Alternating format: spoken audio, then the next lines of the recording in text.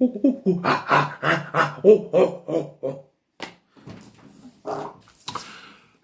we are talking about Chasing Amy.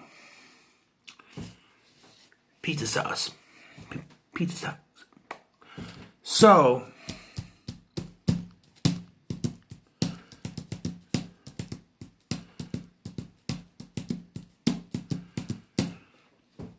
this is my least favorite of all these Screen Reviews movies at this point. I don't know. Jay and Silent Bob reboot could be a total piece of shit, and I ended up liking this more. Probably not. But for me, the reason why is because it's the only serious one. Whereas all the other ones are treated like comedies, this one, while having a little bit of comedy in it, is mostly a drama. And it's about this guy named Holden McNeil. He and his buddy, played by Ben Affleck. He and his buddy Banky Edwards, played by Jason Lee, are comic book artists. Well, Holden's a comic book artist, Banky's a tracer.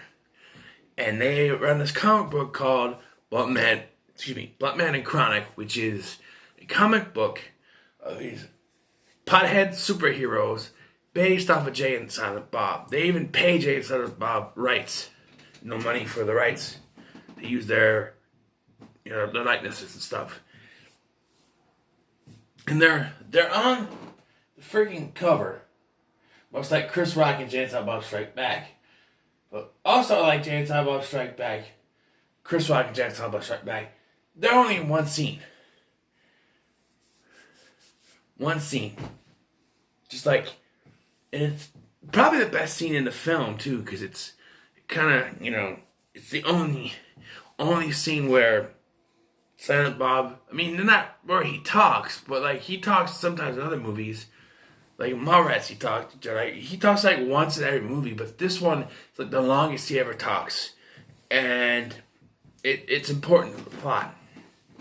So, like I said, they're comic artists, and their friend, I forget his name. Is it on the back?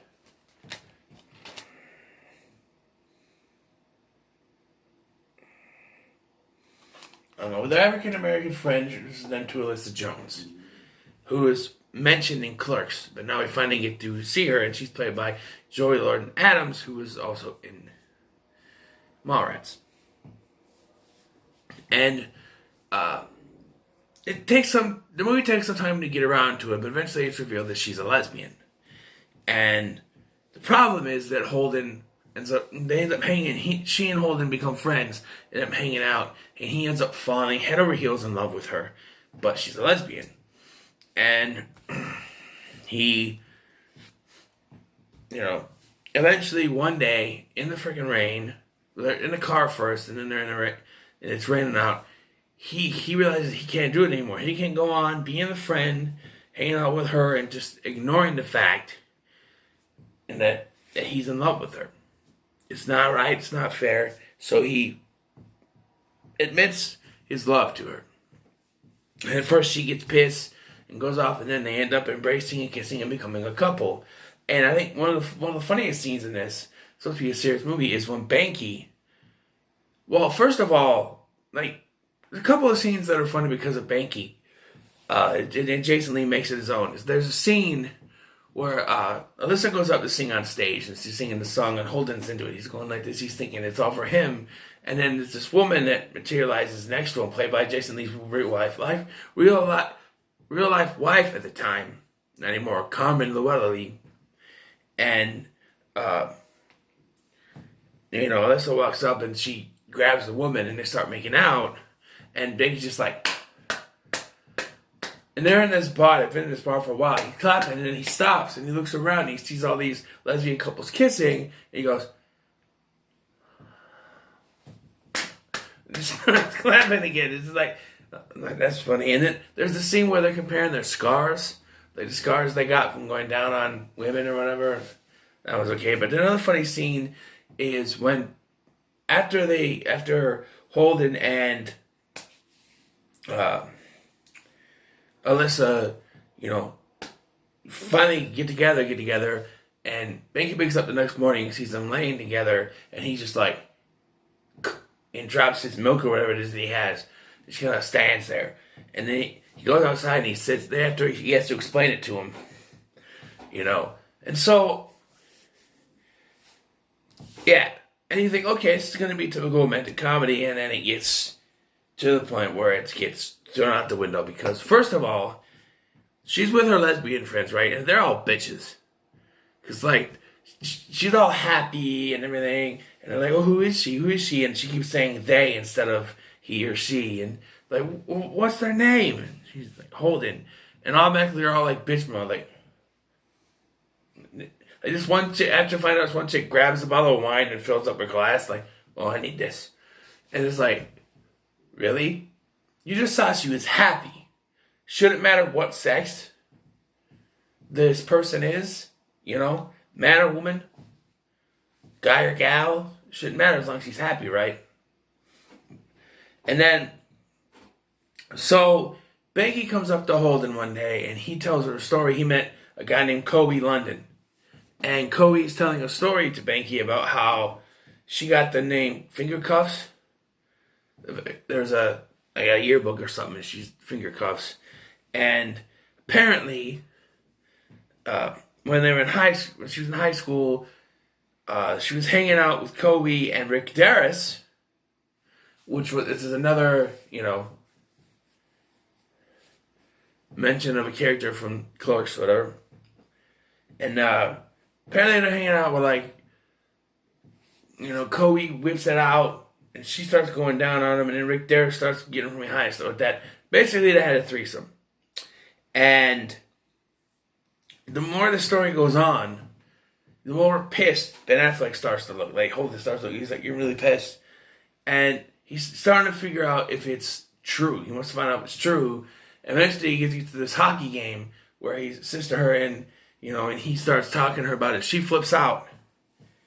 And to me, I never got this. Why is it such a big deal that she was with men?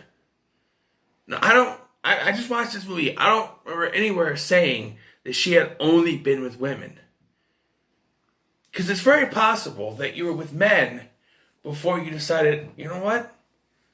I don't think I like men anymore. I think I'm a lesbian. It's very possible for that to happen. So Holden's freak out here is totally not only out of nowhere, but makes no sense. Why would you freak out just because? Because the whole thing about this is that he thinks she lied to her. I don't remember one instance where she said that she was never with a man.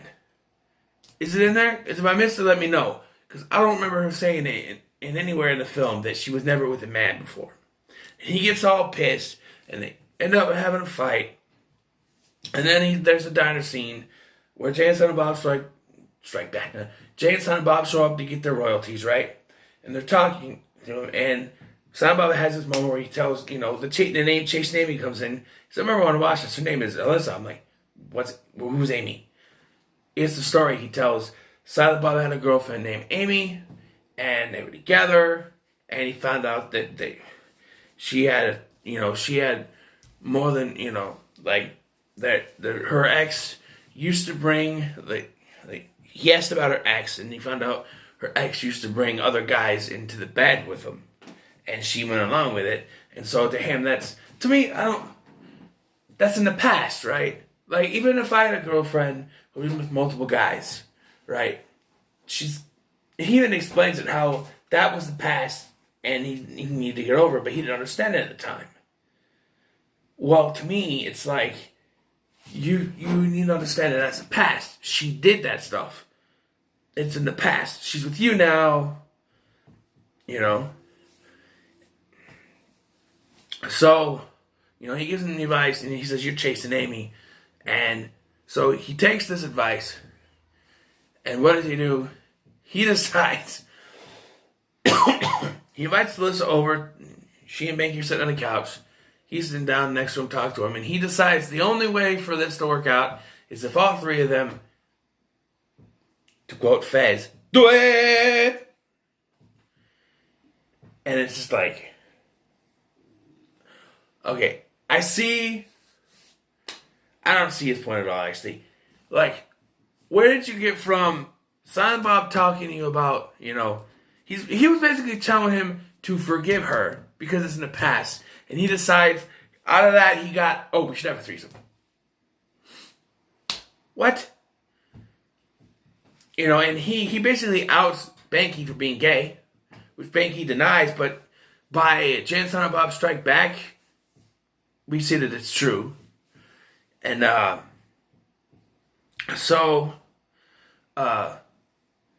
Banky eventually says yes, he'll do it, but Alyssa says no, and she gives a good reason too. What if it doesn't work right? What if she moans differently when Banky's doing her, and and he starts to resent Banky, and it messes up the friendship, and he blames Alyssa for it. She has a great point with all this. It's not gonna, there's many ways it can go wrong, from this point. So she says no, and then it flashes to a year later. Holden has given up on Batman and Chronic. He's given it to Banky. And Banky has also written his own little comic book. And it turns out he killed off Chronic. Okay, but a fan who was also at the beginning of the movie, played by Ethan Suplee, like there's this thing in the beginning where this guy calls him a tracer. Well, now he's got his own comic, so the guy can't say it anymore. But there's this, and that was Scott Mosier's character. But Ethan Suplee's character, basically, I like how they do this too. Like I said, I don't hate this movie. It's just not it's probably my least liked.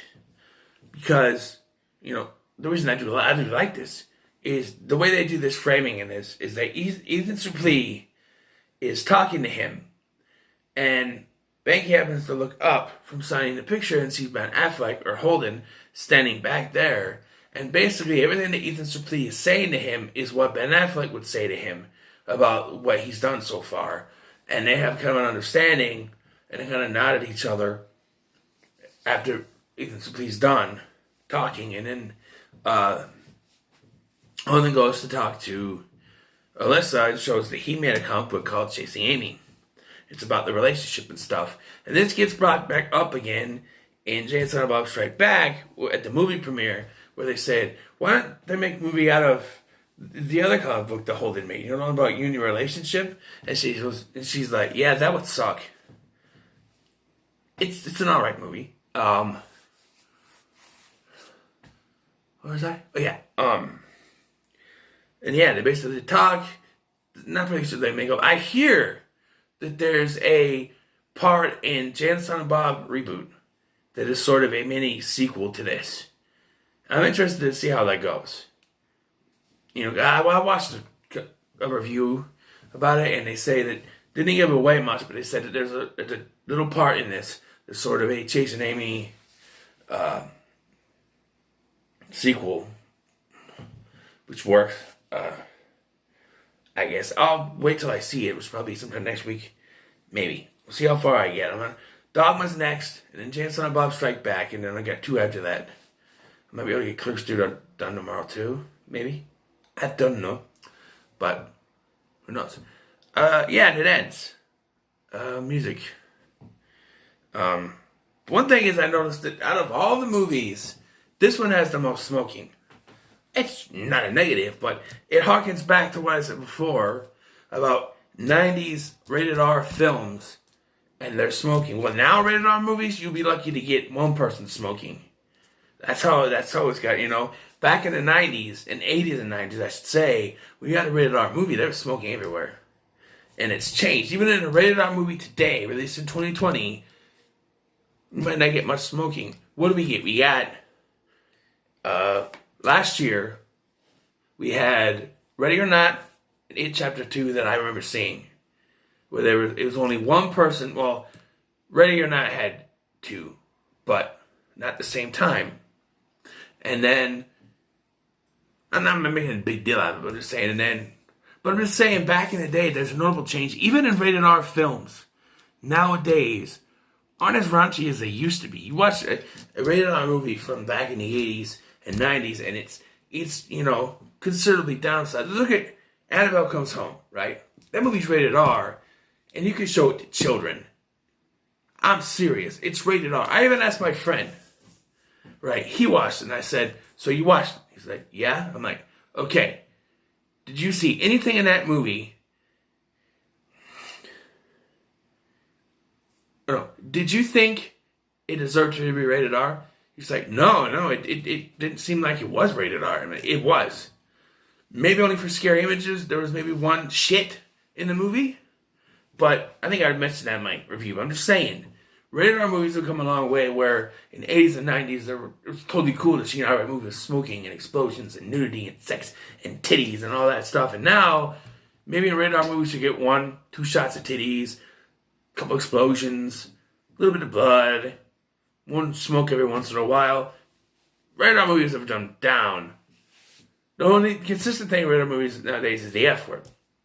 And you get that in abundance. Other than that, I'm just saying, a comparison. But this movie had a lot of smoking in it. And Kevin Smith, I listened to the commentary for this, not now, but before I have. Kevin Smith commentaries on these movies, I've listened to, I think all the commentaries, actually. Does Dogman have one?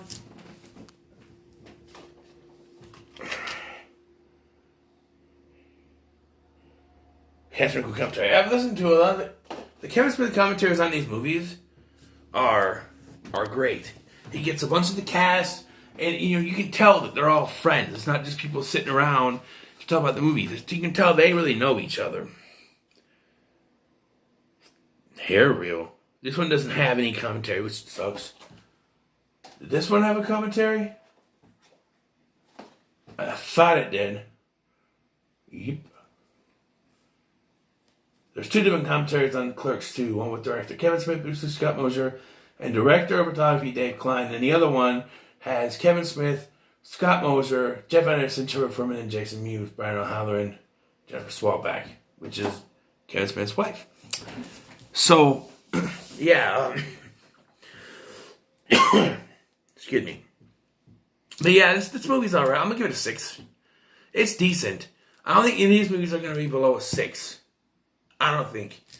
I guess I haven't seen Jan Silent Bob reboot, but from what I hear about it, it's probably not going to be below a 6. I'm just saying. So, yeah, that's it. Jason Amy gets a 6 out of 10. What are your thoughts on Jason Amy? Let them in the comments below. Like, share, and subscribe. Snoochie Boochies.